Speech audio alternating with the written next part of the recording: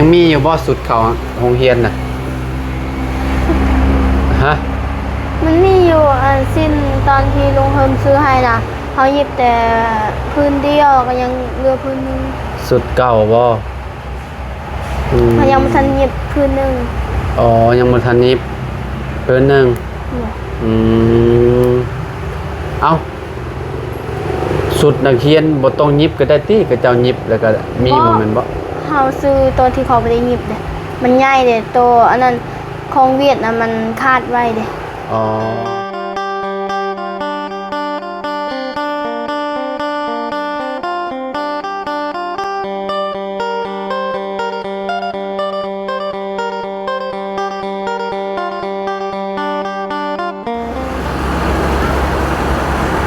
อ้าวพี่น้อยเนาะเปิดภาพมาก็สิควรอยู่กลุ่มพี่น้อยเนาะโตอายผลพี่น้อยเนาะคนน่ะแนมแบบจากเฮือนโรงเรียนไปพี่น้อยเนาะสวยงามเลยพี่น้อยเนาะก่อนอื่นก็สบายดีและสวัสดีเด้อพี่น้องเนาะ FC เบิร์ดสุขูสู่คนพบมาเจอกันเนาะกับเฮาอยู่ที่บ้านโรงเรียนคือเก่าพี่น้อยเนาะคิดว่ามันค่ำเลยพี่น้องยั่งเลยพี่น้อยเนาะมันมืดพ้นซื่อๆนี่นะเนาะคันว่าบ่มืดพ้นนี่ตะเว้นนี่ยังอยู่บักสูงพี่น้อยเนาะเพราะว่ามื้อนี้น่ะมันพ้นสิตกช่วงประมาณบ่ายโมงพี่น้องบ่ายโมงหา4โมงแรงพี่น้อยเนาะประมาณนี้แหละเนาะบรรยากาศดีแฮงพี่น้อยเนาะยามแรงๆเนาะนี่ทางเจ้าของเรือนเพิ่นเนาะคนน่ะโรงเรียนสบายดีเด้อเนาะอย่ามันมืดได้อยู่หั่นเนาะฉันว่าอยู่หั่นมันมืดได้มืดแฮงได้อยู่นี่ได้นี่บ่เห็นคนอยู่นี่เนาะอยากมืดพี่น้อยเนาะต้องมามุมนี้เนาะถึงจะเห็นเจ้าของบ้านคือแบบนี้เนาะขออนุญาตเนี่ยเนาะจ้ะพี่น้อยเนาะมาแต่ไสนี่หรือว่าอยู่เฮือนบ้านมื้อบ่มาจะอาบน้ำมาแต่อาบน้ำบ่มื้อนี้น่ะเบิดมื้อน่ะมาแต่ไสบ่ฮะสักเครื่องเบิดมื้อเลยบ่ว่าอ้าวสักเครื่องเลยเครื่องลายบ่มันยังอยู่ในกระตา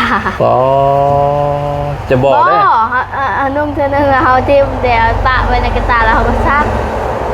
จะบอกได้ว่าเดือนหนึ่งสักผ้าเธอหนึ่งคิดว่านุ่มมือเดียวแล้วเขาก็ซักเลยนุ่มมือหนึ่งเนาะระบาวนี่ประมาณจิตหนึ่งเนาะจังสักเธอหนึ่งพี่น้อยเนาะคันว่าโบสักกะโมมีเสื้อนุ่งแหละพี่น้อยเนาะเพราะว่า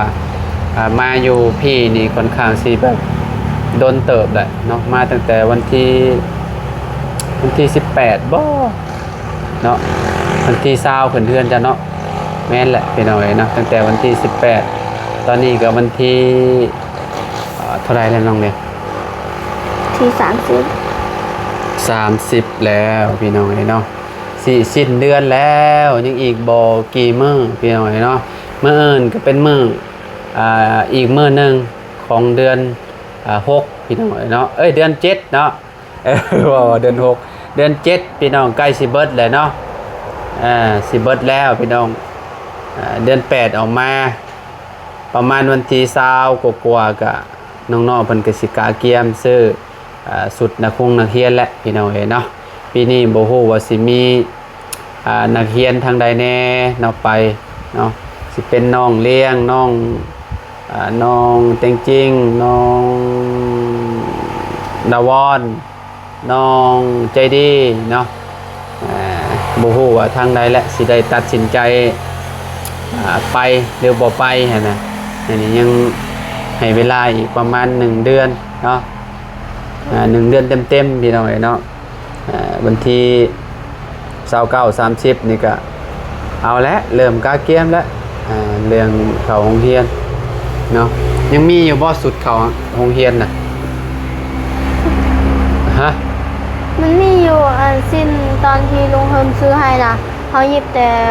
พื้นเดียวก็ยังเหลือพื้นนึง สุดเก่าบ่ม เขายังไม่ทันหยิบพื้นนึง อ๋อยังบ่ทันนิบเพิ่นหนึง เนี่ย อืมเอ้าสุดนักเรียนบ่ต้องยิบก็ได้ติก็เจ้ายิบแล้วก็มีบ่แม่นบ่ เขาซื้อตัวที่เขาไม่ได้หยิบเด้มันใหญ่เด้ตัวอันนั้นของเวียดนะมันคาดไว้เด้ อ๋อก็เลยซื้อเองแล้วก็มายิบเอาบ่อืม เขาซื้อนะของลาวเด้ อืมแม้ว่าเฮาเฮ็ดอะเฮาจัดแจงเอาเองนี่เนาะซื้อมาแล้วก็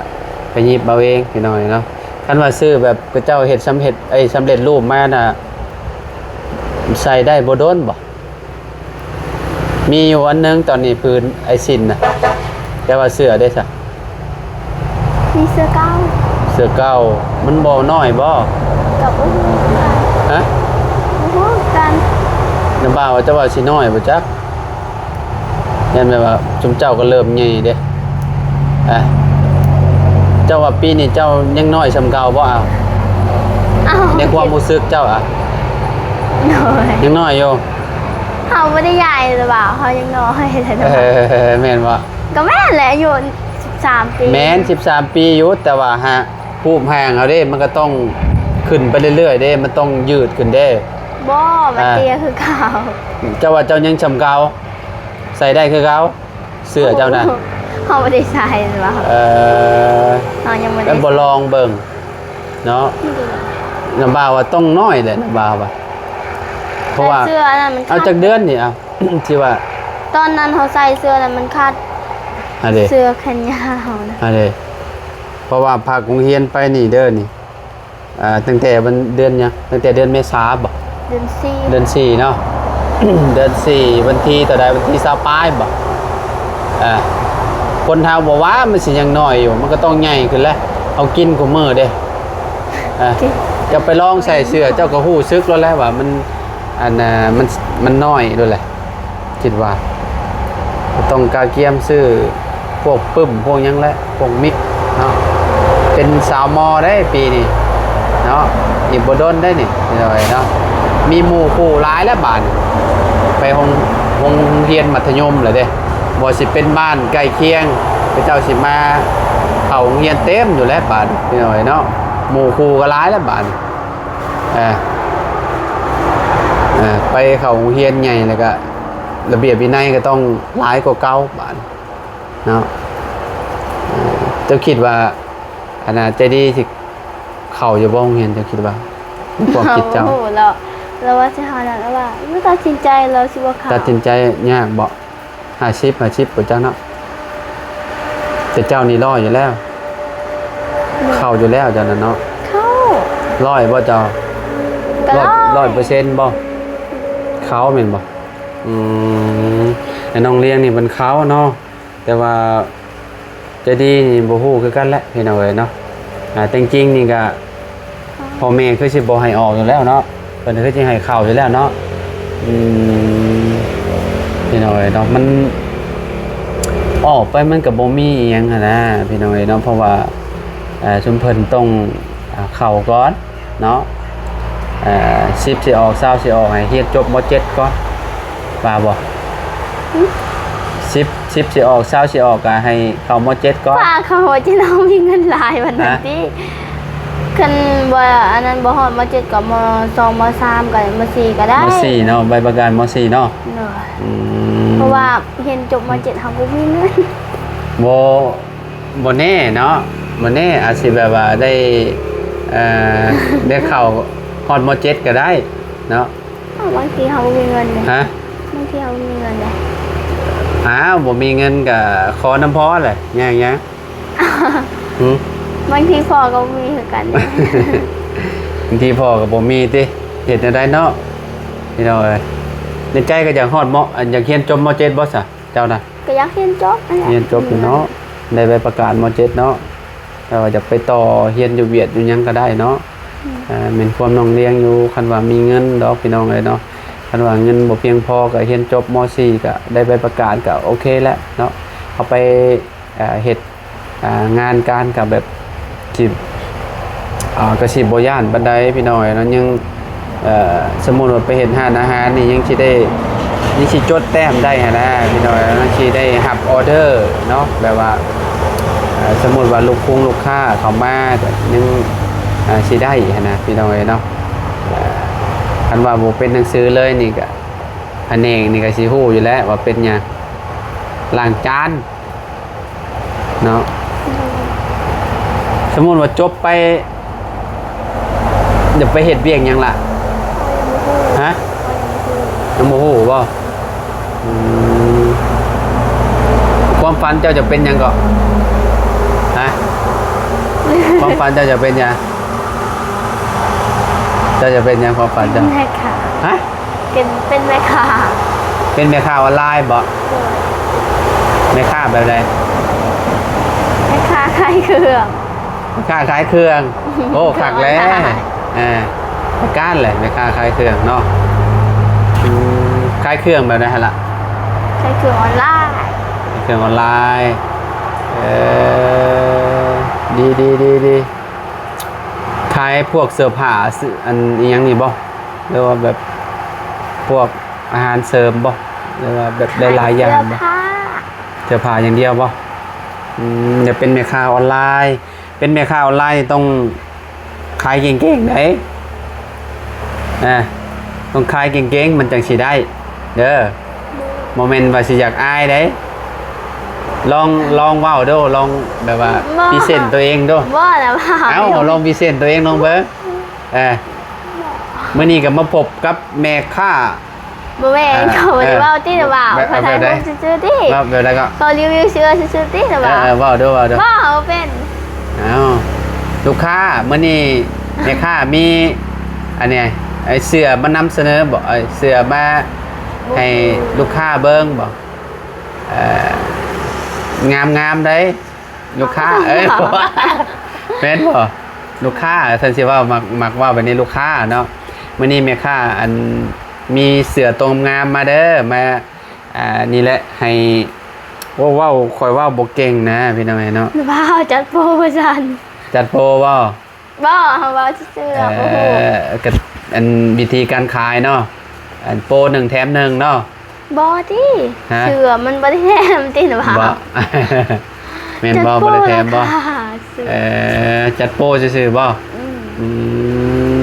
มพี่น้อยเนาะทางเฮาก็นี่แหละพี่น้อยเนาะมาแวะเวียนเยี่ยมยามทำข่าวน้องเพิ่นคือเก่าพี่น้อยเนาะทางน้องเลี้ยงเพิ่นเนาะมื้อแลงนี่ก็สงสัยนอนกับน้าสาวคือเก่าจักเนาะ บ่ได้สาว พ่อกับแม่กับไปนอนอยู่พุ่นคือเก่าคือได้ยินว่าอยากออกเวียกแล้วว่าซั่นบ่อยากอยู่บันไดแล้วพ่อเจ้าแต่ว่ามันอยู่ไปมันก็เริ่มบ่ปานใดแล้วเงินเดือนก็บ่ได้เด้พี่น้อยเนาะน้าบ่าวสิเมื่อจังได๋บัดนี้คนมาอีกแล้วเนาะพี่น้อยโอ้ยเบิดมื้อเลยมื้อนี้เนาะสงสัยบ่แลนี่ก็บ่ให้ว้าวแล้วนี่พี่น้อยมืดคักมืดแน่เนาะโอ้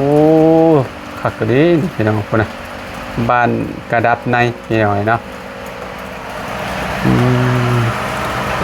เริ่มมืดแล้วหน้าเจ้าของบ้านก็เริ่มมืดแล้ว ว้าว เอาลีเด้มันเริ่มมืดได้ล่ะเอ้ยนี่มันมืดแล้วเฮ็ดได้เนาะจริงๆมันยังบ่ได้ค่ำได้พี่น้องเอ้ยเนาะแค่4 โมง 4-5 โมงพี่น้องเอ้ยเนาะประมาณนี้เนาะโอเคซะเดี๋ยวจังหวะกันใหม่พี่น้องเอ้ยเนาะอยู่ดีมีแฮงเบิดสุขสู่คนล่ำลาเด้อพี่น้องเด้อเนาะเอาสบายดีปะลุงในเด้อล่ะเด้อเนาะทางน้องเพิ่นก็อยากเฮียนให้มันจบห้องม.4 พี่น้อยเนาะหรือว่าถ้าเป็นไปได้ก็